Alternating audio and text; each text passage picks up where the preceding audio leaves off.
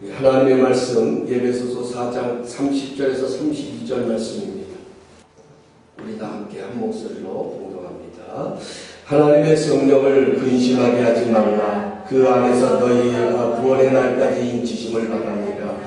너희는 모든 악독과 노함과 분냄과 떠드는 것과 비방하는 것을 모든 악의와 함께 버리고 서로 친절하게 하며 불쌍히 여기며 서로 용서하려 하나님이 그리스도 안에서 너희를 용서하신 것 같이 하라. 아멘. 요즘 저의 생각은 어떻게 하면 우리 교회와 성도님들 가정과 삶에 하나님의 은혜가 임하고 사랑이 흐르고 감사가 넘칠 수 있을까 하는 생각으로 가득합니다. 오늘 말씀도 그런 마음으로 준비했습니다.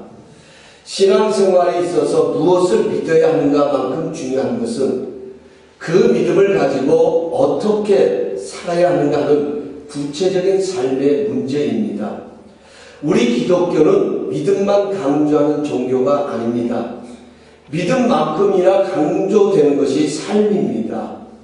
건강한 믿음은 믿음과 삶이 함께 가는 것입니다. 믿음이 삶에 나타나고 삶에서 믿음이 보여지는 것이 건강한 믿음 생활입니다. 에베소서가 바로 그런 내용을 담고 있습니다. 에베소서는 사도 바울이 쓴 편지입니다. 바울은 에베소 교회 성도들과 그리스도 안에서 신실한 자들에게 이 편지를 지금 쓰고 있습니다. 편지를 쓸 때는 목적이 있습니다. 그 목적에 따라 내용이 전개되고 있습니다. 바로 사도 바울은 에베소서 1장부터 3장까지 우리가 믿는 교리가 어떠한 교리인지 그 구원의 교리에 대해서 설명을 하고 4장부터 6장까지는 그 믿음을 가지고 어떻게 살아야 하는지 삶의 실천 강령을 말하고 있습니다. 첫 번째 강령은 4장 1절부터 16절까지의 말씀으로 성령의 하나됨을 힘써 지키라는 것입니다. 하나됨은 성령님의 역사입니다. 그러므로 주님을 섬기는 것도 하나됨을 통하여 행동하라는 것입니다. 두 번째 강령은 성령으로 거룩하게 행하라는 것입니다. 거룩함은 우리의 힘으로 되는 것이 아니라 성령님의 역사입니다. 이제 우리는 이 세상 사람이 아닌 하나님의 백성답게 성령 안에서 거룩하게 생각하고 거룩하게 행동해야 한다는 것입니다. 세 번째 강령은 5장 1절부터 6절까지의 말씀으로 성령으로 사랑의 사람이 되라는 것입니다. 아무리 믿음이 충만해도 사랑과 연결되어 있지 않으면 우리는 깽가리에 불과하다는 것입니다. 네 번째 강령은 5장 7절부터 14절까지의 말씀으로 성령으로 빛 가운데 살라는 것입니다. 이제 어둠의 옷을 벗고 빛 가운데 사는 그리스도인이 되어야 한다는 것입니다. 다섯 번째 강령은 5장 15절부터 6장 9절까지로 성령으로 충만해야 된다는 것입니다. 그래야만 어리석은 자가 아니라 지혜로운 자로 살게 된다는 뜻을 담고 있습니다. 마지막 여섯 번째 강령은 6장 10절에서 20절 말씀으로 하나님의 전신갑주를 입고 마귀와 대적하여 승리하는 삶을 살라는 것입니다. 이 여섯 가지의 실천 강령의 핵심 키워드는 성령입니다. 그리스도인의 삶은 성령 안에서의 삶입니다. 성령님과 더불어 사는 삶입니다. 오늘은 오순절 성령 강림주일입니다.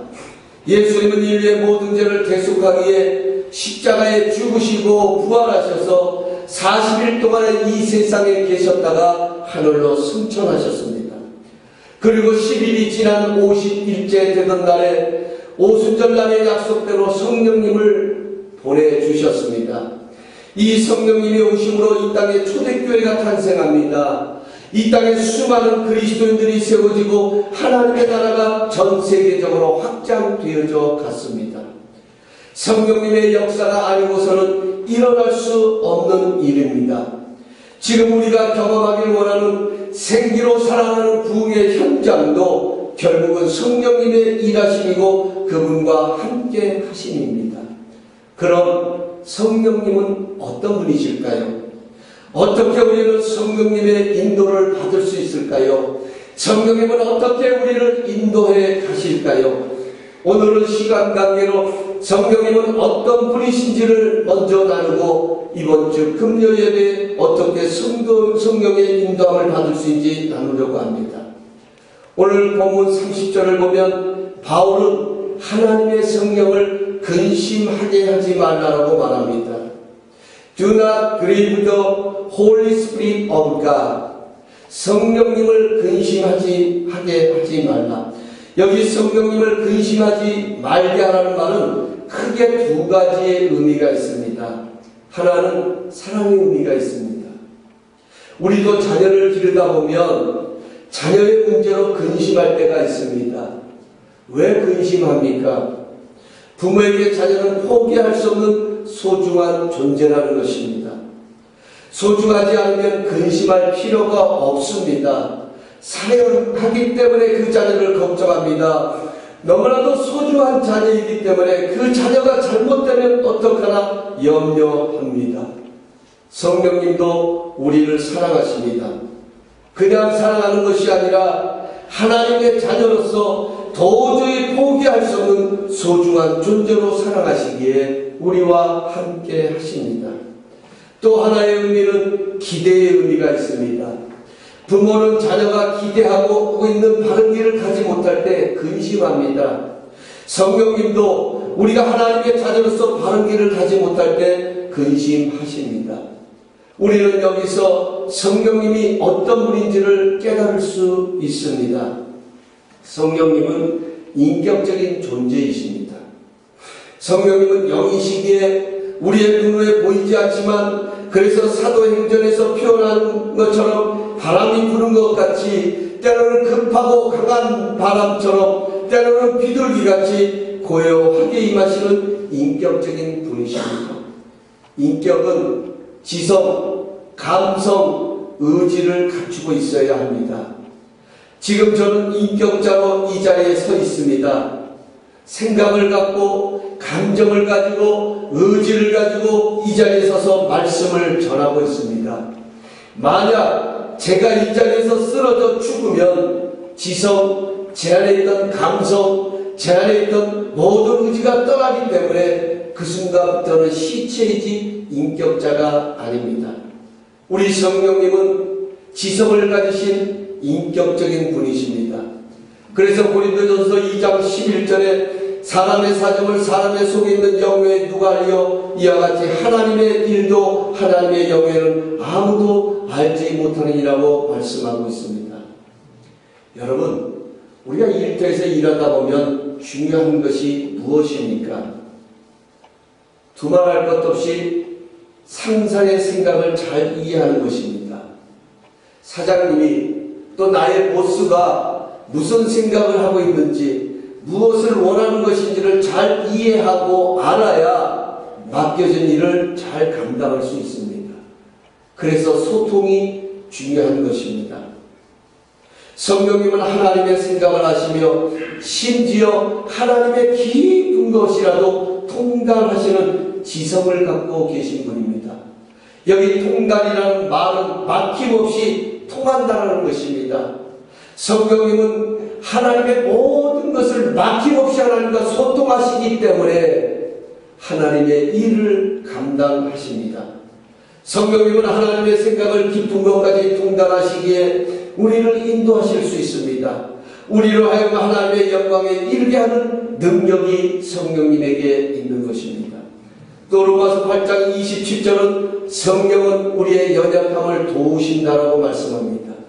우리의 마음을 아신다고 말씀합니다. 이 말은 내 삶 가운데 성령님이 모르시거나 아무것도 통달하지 못하는 것이 없다는 뜻입니다.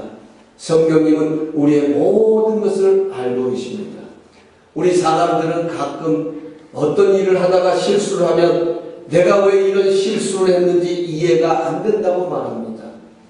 이것이 바로 우리 인간이 가지고 있는 지성의 한계입니다. 이것이 바로 우리 인생들이 가지고 있는 모습입니다. 우리는 내 자신을 나도 모를 때가 있습니다. 그러나 성령님은 아십니다. 왜 내가 그런 실수를 했는지, 어떻게 내가 그 실수를 벗어날 수 있는지 정확하게 아십니다. 그래서 성령님은 우리를 도우실 수 있습니다. 그래서 성령님은 말할 수 없는 탄식으로 우리를 위해 기도하십니다. 그래서 성령님은 하나님의 뜻대로 우리를 변화시켜 가십니다. 그래서 그리스도인의 삶은 성령 안에서의 삶입니다. 두 번째로 성령님은 의지를 갖고 계신 인격체이십니다. 고린도전서 12장 11절에 이 모든 일은 같은 한 성령이 행하사 그의 뜻대로 각 사람에게 나누어 주신 것이라고 말씀합니다. 중요한 단어는 그의 뜻대로입니다. 성령님은 그냥 일하시는 것이 아닙니다. 성령님은 그냥 그 순간의 기분에 따라 일하시는 것이 아닙니다. 성령님은 뜻을 가지고 일하십니다. 성령님은 하나님의 뜻을 아는 지성만 있으신 것이 아니라 그 뜻을 이루실 의지도 가지고 계십니다. 그래서 바울은 성령을 근심하게 하지 말라라고 말합니다. 그 안에서 너희가 구속의 날까지 인치심을 받았다라고 바울은 말하고 있습니다. 여기 중요한 단어가 그 안에서라는 단어입니다. 영어 NIV 성경은 이 그 안에서라는 말을 into라는 단어를 쓰지 아니하고 with라는 단어를 사용했습니다. 우리의 구원은 성령님과 함께 이루어가는 것입니다. 그분의 의지에 따라서, 그분의 결심에 따라서, 그분의 뜻에 따라서 우리의 신앙, 우리의 구원은 완성을 이루어간다는 것입니다. 여기 인치심이라는 말은 보증이라는 말입니다. 하나님께서 우리의 소유주가 되심을 성령님께서 보증하신다는 뜻을 담고 있습니다. 여러분, 우리가 중요한 계약을 한다든지 어떤 중요한 문서를 작성할 때는 반드시 사인을 합니다. 서명을 합니다. 서명을 하는 순간부터 모든 권한과 책임은 그 사인한 사람에게 주어집니다.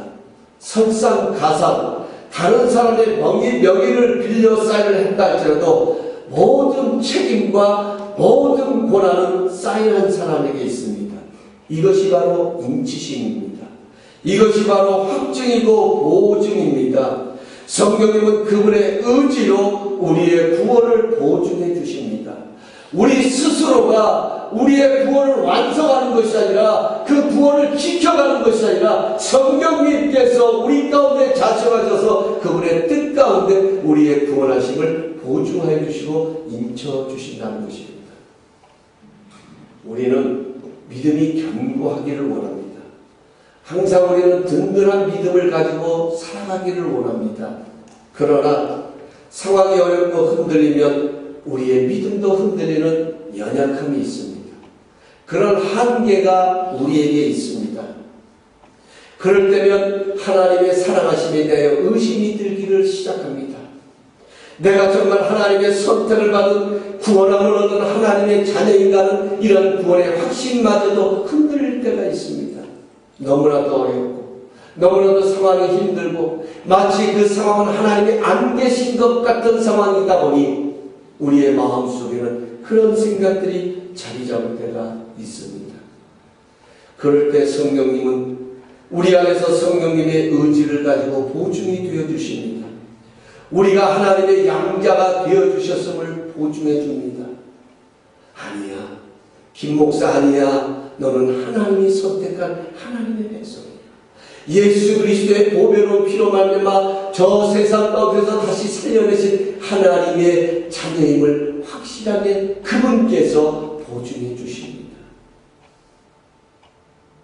여러분, 성령님이 인정해 주시는데 하나님의 영이신 성령께서 하나님의 깊으신 뜻까지도 통달하시는 그 성령님께서 나는 하나님의 자녀라고 그분이 보증해 주시는데 누가 우리를 어떤 상황이 우리를 하나님의 사랑에서 빼앗갈 수 있느냐 하는 것입니다. 성령님은 하나님의 뜻을 아시기에 그분의 의지로 우리의 삶에 역사하십니다. 그래서 때로는 우리의 가는 길을 막게도 하십니다. 사도행전 16장 6절에 가서 보면 사도 바울은 예수 그리스도의 복음을 아시아에 가서 전하기를 원했습니다. 그러나 성령님께서 그의 가는 길을 막으셨습니다. 말씀을 전하지 못하게 하셔서 그는 비두니아로 가고자 했었지만 예수의 영이 허락지 아니하셨다라고 말하고 있습니다. 그렇습니다. 성령님은 의지를 갖고 일하십니다. 성령님은 하나님의 뜻대로 그 뜻을 받들어서 성령님의 의지로 그 일을 행하시기 때문에 때로는 우리가 원하나 때로는 우리가 바래도 그것을 가로막으실 때가 있습니다. 그런가 하면 성령님은 또한 우리가 생각지 못하는 그분의 의지를 가지고 길을 여십니다. 그분이 여시면 닫을 자가 없습니다. 그분께서 길을 활짝 열어놓으시면 어떤 상황 속에서도 어떤 모습 속에서도 우리의 능력이 아니라 그분의 의지로 우리를 이끌어 가신다는 것입니다. 세 번째로 성령님은 감성을 갖고 계신 인격체이십니다. 그래서 우리가 빌바를 알지 못할 때 내가 너무나도 힘들고 지쳐서 무슨 기도를 해야 할지 몰라 방황할 때 성령님은 깊은 곳에서부터 터져나오는 탄식으로 나를 위해 기도하신다라고 말합니다. 누군가 널 위하여 누군가 기도하네. 내가 홀로 외로워서 마음이 무너질 때 누군가 널 위해 기도하네. 그렇습니다. 나는 지쳐서, 나는 힘들어서, 나는 아무것도 할 수 없어서, 도저히 그럴 능력이 없어서 기도할 수 없는 그런 상황 속에 성령님은 내가 잊고 있는 그 순간에도 그분은 탄식으로, 그분은 감성을 가지고 있으시기에, 그분은 슬픔을 아시기에, 그분은 고통을 아시기에 여러분 기도하신다는 것입니다. 어떻게 성령님이 나를 위해 기도하실 수 있습니까? 성령님은 아픔을 아십니다. 성령님은 고난을 아십니다. 성령님은 괴로움을 아십니다. 그래서 우리를 동정하십니다. 그래서 또 다른 보혜사로 우리 가운데 와 계신 것입니다. 여기 또 다르다는 말은 똑같은데 다르다는 것입니다. 성령님은 예수님과 똑같은 분이신데 예수님은 몸을 입고 오셨고 성령님은 영으로 오셨다라는 말입니다. 여기 보혜사라는 말은 돕는 자라는 뜻입니다. 위로자라는 뜻입니다. 격려자라는 뜻입니다. 상담자라는 뜻입니다. 로마서 8장 26절에 성령도 우리의 연약함을 도우시나니 하나님의 영신 성령님은 우리를 돕기 위해서 우리 가운데 오셔서 우리를 진리 가운데로 인도하십니다. 하나님의 깊은 것까지 통달하시기에 하나님의 생각과 하나님의 뜻을 전달하여 주십니다. 우리는 어렵고 고통을 당할 때 누가 내 마음을 알아주고 누가 내 상황을 이해해주면 그렇게 고마울 수가 없습니다. 정말 그 사람이 그렇게 감사할 수가 없습니다. 그런 사람이 내 곁에 있다는 것이 그렇게 고맙고 힘이 됩니다. 하물며 하나님의 깊은 뜻을 다 알고 계신 하나님의 성령께서 나를 돕기 위해 나의 아픔을 하시고 나의 괴로움을 하시고 나의 고통을 하시고 근심하시고 염려하시고 탄식하심으로 우리 가운데 오셨다고 하는 것 얼마나 감사합니까? 그분이 나를 알고 계시다는 것이 얼마나 큰 위로이고 얼마나 큰 힘이 될까요? 저는 말씀을 준비하면서 너무나도 하나님의 은혜에 감사했습니다. 여러분 오늘 이 자리에 성령님이 우리와 함께 하시지 않으면 이 자리가 얼마나 외롭겠습니까? 얼마나 초라하겠습니까? 얼마나 정말 낙심과 절망의 자리이겠습니까? 그러나 분명한 한 가지는 우리가 알지 못할 때 우리가 힘들어 지쳐있을 그 순간에도 성령님은 오늘도 우리 가운데 우리와 함께 하시는 성령님은 이 자리에 우리와 함께 하시어서 내가 힘들어하는 그 마음, 내가 어려워하는 그 모든 것을 감성을 갖고 계신 성령님이시기에 나를 위하여 기도하시면서 지금도 우리 가운데 역사하고 계십니다.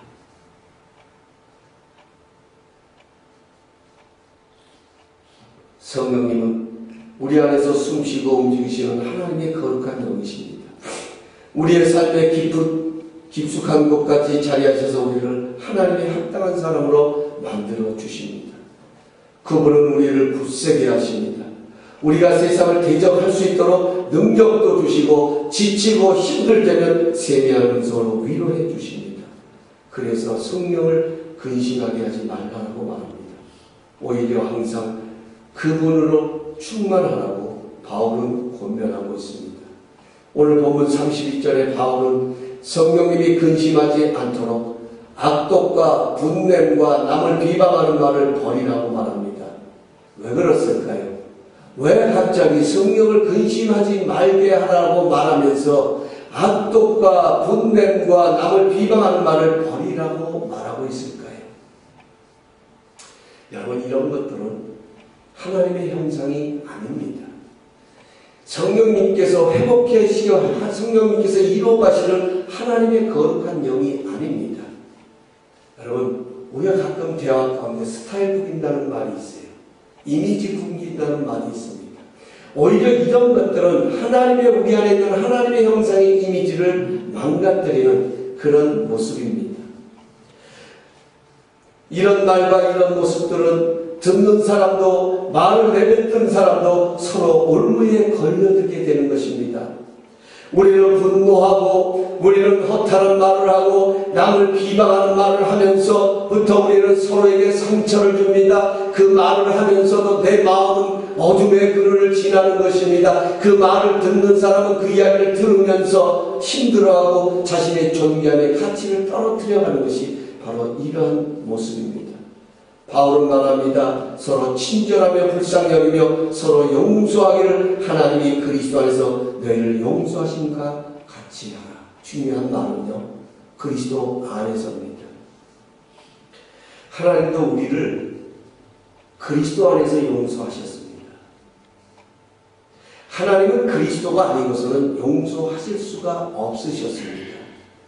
왜냐하면 하나님은 공의로우신 분이시기 때문입니다. 하나님은 죄를 보시면 그냥 넘어가실 수 있는 분이 아닙니다. 반드시 죄는 심판하셔야 합니다. 죄에 대해서는 반드시 저지문을 내리셔야 되는 그런 심판주가 우리 하나님이십니다.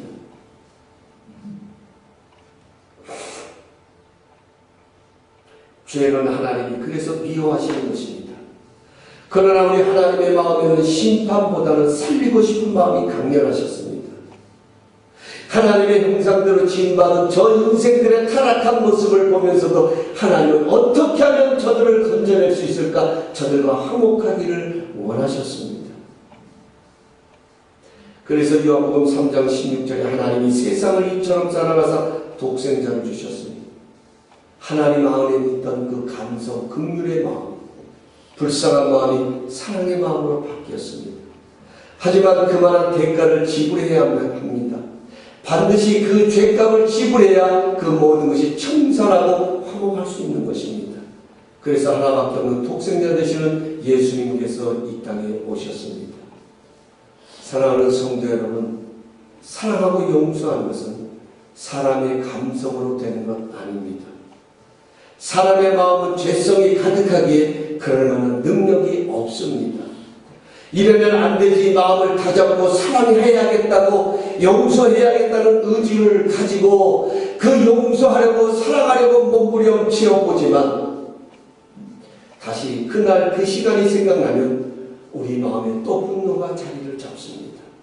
미워집니다. 여러분, 자꾸 생각나는 것을 어떻게 용서할 수 있으며 어떻게 사랑할 수 있단 말입니까? 이것이 바로 우리의 궁금증입니다. 어찌 보면 우리의 괴롭고 힘든 모습일 것입니다. 용서와 화목은 하나님으로부터 주어지는 것입니다. 하나님의 영이 임하는 곳에 용서와 화목이 일어납니다. 이 세상에서 스스로 용서와 화목에서 자유할 수 있는 사람은 아무도 없다는 것입니다. 지금 하나님의 말씀을 선포하고 있는 제 자신도 용서와 화목에서만큼은 자유할 수 없습니다.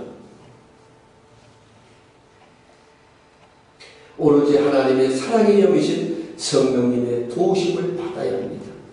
그래서 성령님이 오셨습니다. 우리 안에 하나님의 영으로 자리를 잡으셔서 우리를 그분이 만져주십니다. 그분의 지성을 가지시고요, 우리의 모든 상황을 아시는 그 상황을 가지고 우리를 만져주십니다. 우리를 위로하여 주십니다. 그 감성을 가지시고 그 의지를 가지시고 우리를 새롭게 하여 주십니다. 우리에게 사랑의 능력을 주십니다. 우리로 하여금 불쌍히 여기는 하나님의 영을 주십니다. 그래서 로마서 5장 5절은 이렇게 말씀합니다. 소망이 우리를 부끄럽게 하지 아니하는 우리에게 주신 성령으로 말미암아 하나님의 사랑이 우리 마음에 부은 바 됨이니라. 할렐루야. 그렇습니다. 하나님의 사랑이, 하나님의 영이신 성령께서 우리 안에서 사랑하실 수 있는 능력을 풍성하게 부어주실 때 우리는 사랑할 수 있고 우리는 용서할 수 있는 것입니다. 그러기에 그리스도인의 삶은 성령 안에서 삶인 것입니다. 이제 말씀을 맺습니다. 신앙생활은 성령 안에서의 삶입니다. 물고기가 물을 떠나면 그곳이 아무리 화려한 궁전이라 할지라도 죽습니다. 성령님을 떠나서는 온전한 신앙생활을 할 수가 없습니다. 그래서 성령님을 근심하게 하지 말라라고 권면하고 있습니다. 성령님을 근심하게 하면 하나님의 은혜를 공급받을 수가 없습니다. 하나님은 성령을 통해 우리에게 은혜를 공급해 주시기 때문입니다. 우리가 성령을 근심하게 한다고 해서 우리가 하나님으로부터 버림받거나 지옥 가는 것은 아닙니다. 그러나 하나님이 주시는 충만한 삶을 결코 누리지 못합니다. 영혼의 갈증을 해결해만 만족이 있고 감사가 있습니다. 이 영혼의 갈증을 해결할 수 있는 것은 오로지 성령 충만함 밖에 없는 것입니다. 그러므로 오늘 우리가 간절하게 구해야 할 기도 제목은 성령님의 임재하심입니다. 우리는 개인적으로 교회적으로 다시 한번 성령의 충만함을 입어야 합니다. 성령의 능력에 사로잡혀야 합니다. 그러면 변화가 일어납니다. 그분의 의지에 의해서, 그분의 감성에 의해서, 그분의 생각, 그분의 마음에 의해서 우리에게 성령의 능력이 나타납니다. 살아나는 역사가 일어납니다. 기도가 달라집니다. 설교가 달라집니다. 우리의 삶의 방향이 달라집니다. 우리의 주어진 상황 속에 일어나는 모습들이 그분의 열매가 맺혀지기를 시작합니다. 성령의 열매가 가득하게 되어지는 것입니다. 은혜 충만한 역사가 일어나는 것입니다. 오늘 우리 모두 간절한 마음으로 기도하십시다. 성령님, 우리에게 임하시옵소서. 우리 교회에 충만하게 임하시옵소서. 우리 가정에 충만하게 임하시옵소서. 성령님, 우리의 삶 가운데 충만하게 임하시옵소서. 성령님, 이 시간에 내 영혼 속에 힘들고 지치고 낭망되고 저 세상에서 이 모양 저 모양으로 찢겨있는 내 영혼 속에 성령님 이 시간에 충만하게 임재하여 주시옵소서. 성령님 환영하고 인정하고 모셔드립니다. 내 의지를 가지고 내 감성을 가지고 내 생각을 가지고 그 성령님 내 마음으로 모셔드립니다. 우리 가운데 충만하게 임재하여 주옵소서. 이것이 오늘 우리의 기도의 제목이 되어야 될 것입니다. 성령 안에서의 삶을 통해 하나님의 은혜가 임하고 사랑이 흐르며 감사가 넘치는 부흥을 경험하는 우리 다감사교회, 우리 성도님들의 가정과 삶이 되시기를 예수님의 이름으로 축원합니다. 우리 다 함께 기도하시겠습니다.